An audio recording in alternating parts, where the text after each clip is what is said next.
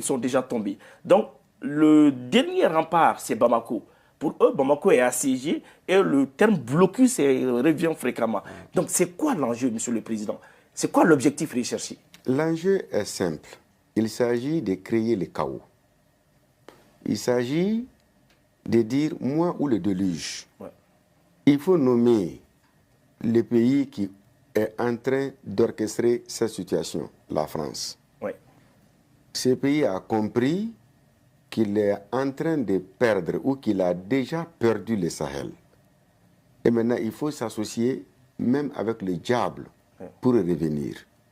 Il faut créer le désordre et ce désordre peut permettre un retour éventuel de ces pays chassés par la grande porte et qui veut revenir par la fenêtre, comme le président de la transition a eu à le dire. Ouais.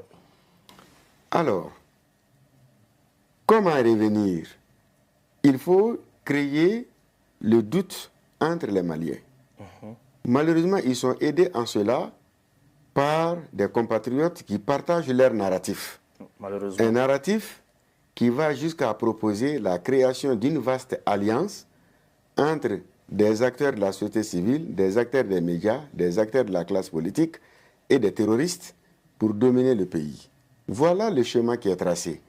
Mais ils ont oublié que le Mali n'est ni l'Afghanistan, ni la Syrie. Absolument. Parce que si l'Afghanistan, la Syrie sont des fabrications après la Première Guerre mondiale, suite à la chute de l'Empire ottoman, le Mali est une vieille nation. Un pays qui a connu quand même beaucoup d'empires, beaucoup de royaumes. Il y a un brassage entre les populations qui est multiséculaire. Donc on ne peut pas traiter ces pays enracinés dans ses valeurs comme si on traitait un pays qui est né d'une toute fabrication. Le Mali n'est pas une fabrication. Oui. Le Mali est une création historique et forgée à travers les âges. Donc non seulement il s'agissait, en connaissant très mal cette population, il faut penser que c'est possible de venir créer, excusez-moi, le bordel dans ces pays avec une alliance circonstancielle. Oui.